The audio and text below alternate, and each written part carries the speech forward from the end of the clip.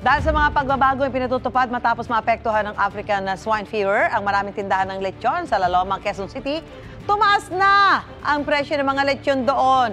May unang balita live si James Agustin. James, magkano itinaas? Susan, good morning. 2,000 piso na yung itinaas nung lechon dito sa Laloma matapos nga yung issue doon sa African Swine Fever o ASF. Karamihan, Susan, doon sa mga tindahan ng lechon dito sa Laloma ay nagbukas na ulit matapos yung mahigit 2 linggo na pagsasara dahil nga sa ASF. Gaya ng isang tindahan na dito lang weekend, nagbalik operasyon.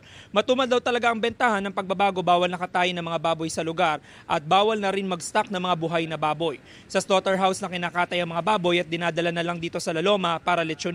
Sabi naman nagtitinda, dagdag gastos ito mula sa pagbabayad sa slaughterhouse sa transportation cost ng mga baboy. Ang epekto nga niyan, ngayon pa lang nagtaas na sila ng presyo ng lechon. Halimbawa, yung 6 kilos na lechon ay 10,000 pesos na mula sa dating 8,000 pesos. Mabibili naman ang 7 to 8 kilos na lechon sa 12,000 pesos habang ang 9 to 10 kilos na lechon ay 14,000 pesos. Tumaas na rin ang per kilo na mabibili sa 1,400 pesos mula sa dating 1,200 pesos. Umaasa naman ang mga nagtitinda na makakabawi sila ngayong magpapasko. Pagsisiguro nila sa mga consumer, ASF-free ang mga lechon dito sa Laloma at ligtas itong kainit. Matumal po ang bintahan ngayon, as in sobra. Dito dati na, halimbawa, 10 ang kakatay namin. Ngayon, medyo nag-ano muna kami, nag-adjust muna kung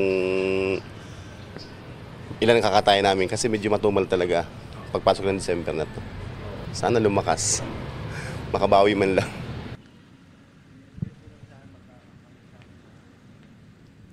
Samantala, Susan, karaniwan na yung ganitong sitwasyon dito sa mga tindahan ngayon sa Laloma. Dati hilera yung mga lechon. Halimbawa, dito sa isang tindahan na ito, dati 10 daw talaga yung inisyal na kinakatay nila tuwing umaga. Pero ngayon ay 5 na lamang dahil tinatansya nila yung dating ng mga mamimilit dahil sobrang tumal. At ang obserbasyon natin, simula na dumating tayo dito sa Laloma, kung dati po ay hindi pa maliwanag, meron na mga mamimili dito at may mga nagtatanong na ng presyo ng lechon. Pero ngayon ay hindi po ganyan yung sitwasyon at talaga namang wala kang makikita na mga mamimili dito. Kaya umaasa yung mga nagtitinda na sanay bumalik yung sigla ng bentahan ng lechon dito sa Laloma. Yan muna ilitas mula dito sa Quezon City. Ako po si James Agustin para sa GMA Integrated News. Gusto mo bang mauna sa mga balita? Mag-subscribe na sa GMA Integrated News sa YouTube at tumutok sa unang balita.